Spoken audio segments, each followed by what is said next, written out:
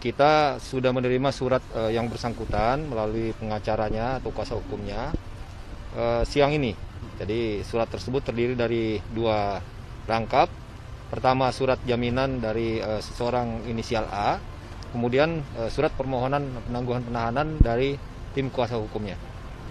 Nah, untuk hasilnya disetujui atau masih ditelaah? Ini jelas karena pertama surat ini baru diterima, nanti kita serahkan ke penyidik untuk melakukan pertimbangan. Karena melihat dari proses perkara, ini kan memang membutuhkan kelengkapan penyelesaian administrasinya.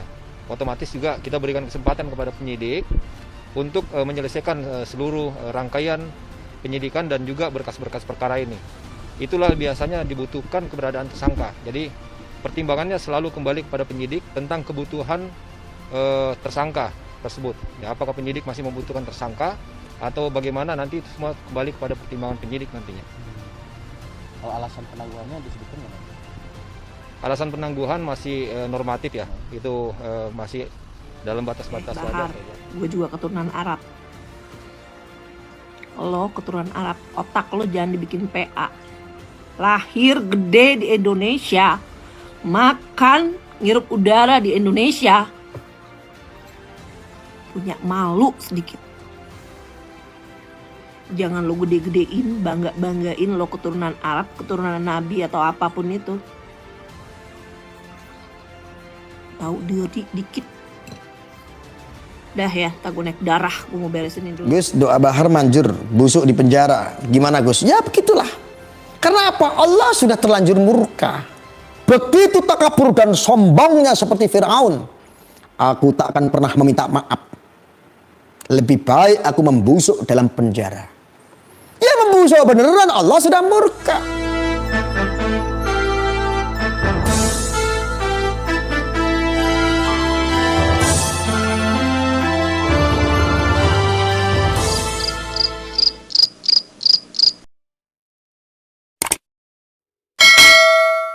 Jadi buat Babe Aldo dan para fans-fansnya, sekali lagi saya sampaikan, tapi ya jangan baper be, jangan malu ya.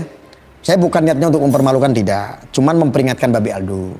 Ente mau teriak-teriak ke sono kemari, mau muter-muter kayak gangsingan, tetap aja ngandang lagi. Karena apa? Allah sedang mengijabah apa yang disampaikan. Saya tak akan minta maaf. Saya lebih baik membusuk dalam penjara be. Ingat kata-kata itu. Ya. Allah itu maha segala-galanya, termasuk maha mendengar. Sesuatu yang diucapkan adalah bagian daripada doa. Betapa takaburnya seorang Bahar bin Smith. Takabur. Allah saja maha pemaaf. Ini Bahar Smith hanya kata maaf saja, tidak mau minta maaf. Dan bahkan menantang takdir. Lebih baik membusuk dalam penjara. Lah ini dia. Coba bayangkan. Ketika ada seorang ulama, oknum, bikin provokasi, bikin ujaran kebencian, dibiarkan begitu saja. Paradigmanya adalah, korbannya adalah jamaah atau masyarakat. Kamu lihat ini, polisi itu tidak baik, TNI itu tidak baik. Ini loh tidak membuat nyaman bangsa Indonesia. Ada sebagian sana umat yang mengaku-ngaku ulama, kiai-kiai, sedang berderet-deret, seolah-olah sedang memperlihatkan kepada jamaah, seolah-olah sedang memperlihatkan kepada umat bahwa mereka sedang terdolimi. Umat yang mana yang didolimi? Kalau seandainya umat didolimi sama polisi, sama TNI, ente semua nggak bisa beribadah dengan tenang. Kebebasan beribadah di Indonesia ini adalah pusatnya. Saking bebasnya orang berdakwah dibiarkan berpuluh-puluh tahun saenak udele dewe. Cara untuk mendoktrin seseorang ini paling gampang adalah dengan rumusan agama. Kenapa? Ketika mencaci maki, menghujat, memprovokasi dengan topeng agama, ini akan terlihat mulia. Sangat mulia. Wah, pasti benar apa yang dikatakan oleh kiai itu. Pasti benar apa yang disampaikan oleh ulama itu. Oleh Habib itu pasti benar. Kalau nggak benar nggak mungkin dia. Karena dia adalah cucu Nabi. Ini pemahaman keblinger. Keblinger ini Babe Aldo. Kasihan nanti para habaib kita yang harusnya kita jaga marwahnya. Lihatlah Habib Lutfi bin Ali bin Yahya. Maulana Habib Lutfi bin Ali bin Yahya, seorang yang betul-betul berkarismatik, tidak pernah mengeluarkan statement yang kontroversi. Tetap orang sedunia mengikuti beliau. Sedunia mengikuti beliau. Betapa hebatnya tanpa ada provokasi, tanpa ada ujaran kebencian, tetapi beliau diikuti banyak umat. Beliau banyak dicintai umat. Dan banyak habib-habib yang lain yang mestinya kita jaga marwahnya, Babe Aldo. Lah sesosok Bahar Smith ini memang bagus sekali, kepribadian seorang pejantan yang sangat luar biasa. Karakter yang sangat luar biasa. Ini bagus sebetulnya. Keburukannya adalah apa?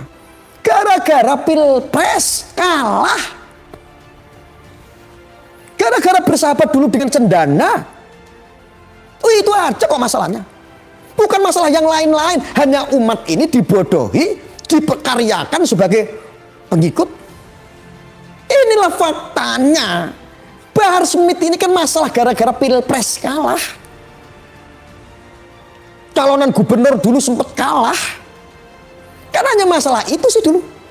Betul tidak? Ini kan masalahnya karena Bahar Smith ini adalah masuk dalam kategori temannya Cikeas, terus cendana. Ini kan bukan rahasia. Masalahnya tuh cuma itu saja. Masalahnya cuma sepele. Ingin membangkitkan dinasti yang sudah tumbang. Ini permasalahan yang sangat sederhana sebetulnya. Mereka ini orang yang teriak-teriak ini. Ini orang-orangnya ya itu saja. Orang-orang bekas-bekasnya yang ngakunya baju putih. Orang-orangnya ya itu aja. Orang-orang Cikeas, orang-orang cendana lah. Kan hanya masalah politik praktis aja sebetulnya. Hanya masalah politik praktis, memanfaatkan umat. Umat ini kan masih banyak umat yang mau dibodoh-bodohin.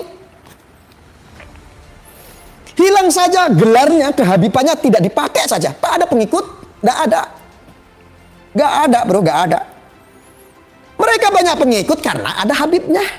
Maka seolah-olah di sini orang masyarakat rakyat Indonesia yang cinta dengan NKRI seolah-olah dibentur-benturkan dengan mereka para habaib. Seolah-olah seperti itu. Padahal kami di sini para habaib gudangnya. Iya. Habib-habib yang cinta NKRI ini gudangnya itu di kami. Cuman para habaib kami ini hanya berdoa dan mendoakan. Karena memang divisinya adalah ke situ. Para ulama-ulama hanya mendoakan, mensupport. Karena mereka orang-orang berilmu, paham cara mengkritik seorang penguasa seperti apa.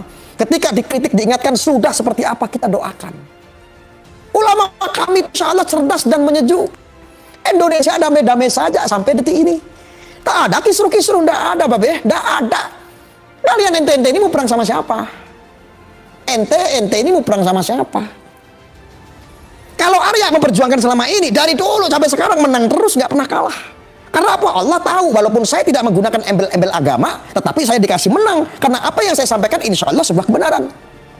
Walaupun umat Islam kadang-kadang nggak terbiasa apa yang saya sampaikan keluar dari mulut saya. Makanya tidak sedikit umat sendiri menghujat saya. Dipikir saya memusuhi ulama. Tidak sayang. Saya di sini melindungi marwah para kiai, para alim, para ulama, para habaib. Ketika ada dicontohkan seorang oknum-oknum habib yang ngawur, kerjaannya mukulin orang, caci maki, provokasi, bikin hoak. Ini bukan sesosok habib. Saya kasih tahu. Habib itu nggak seperti itu, cerminan habib itu. Cerminan habib itu minimal ini solusi dari saya. Minimal cerminan seorang habaib ini yang paling pantas disematkan adalah, karena banyak ya, salah satunya adalah Maulana Habib Lutfi bin Ali bin Yahya. Kalau saya drone, silakan sowan ketemu sama Abah. Insya Allah adem. Ngulep berkait totalitas. Higienis. Benar itu. Terus ada orang yang teriak-teriak, saya menyatakan bahwa saya mendukung Bahar Smith. Dukung. Dan jadi Habib sisan. Tapi yang kalah kok, bolak-balik kalah kok mau dukung. Itu namanya bukan jihad. Jahat. Lalu kejahatan kok mau didukung? Gus, doa Bahar manjur, busuk di penjara. Gimana Gus? Ya begitulah. Karena apa? Allah sudah terlanjur murka. Allah begitu maha pemaaf.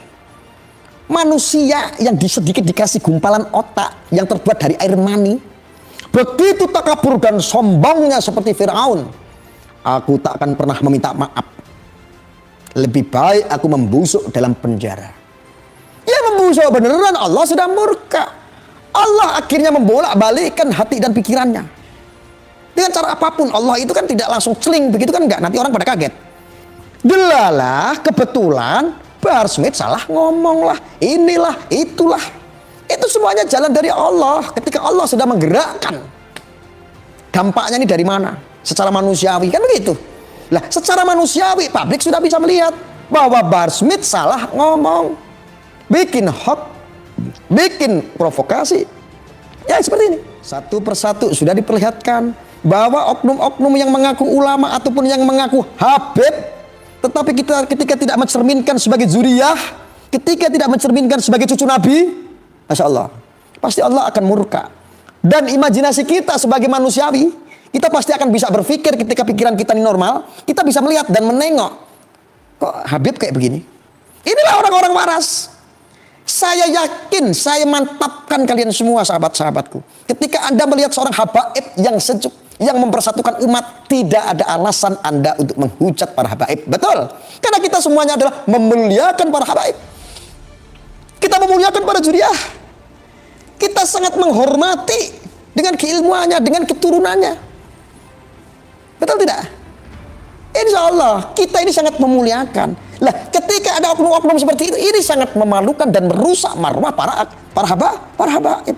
Tabrak tidak kalau ada yang seperti itu? Tabrak. Kita semua yang cinta-cinta terhadap NKRI memuliakan para habaib. Ancaman habaib sekarang itu apa? Oknum-oknum sendirilah yang mengancam para marwah habaib. Betul saudara-saudara? Betul tidak? Tabrak saudara. Tidak peduli dia ngakunya cucu Nabi. Toh kebenarannya, wallahu alam. Ketika dia menyampaikan aku adalah cucu Nabi, wallahu alam, kita tidak tahu. Jadilah orang yang kritis dalam berpikir, tetapi bukan seujon. Maka saya kebenarannya dia cucu Nabi atau tidak, wallahu alam. Karena Allah yang tahu. Nah, saat dihitung, siapa tahu dalam pencatatan salah, kan bisa jadi. Orang bikin KTP di kecamatan aja kadang-kadang hurufnya salah, betul tidak?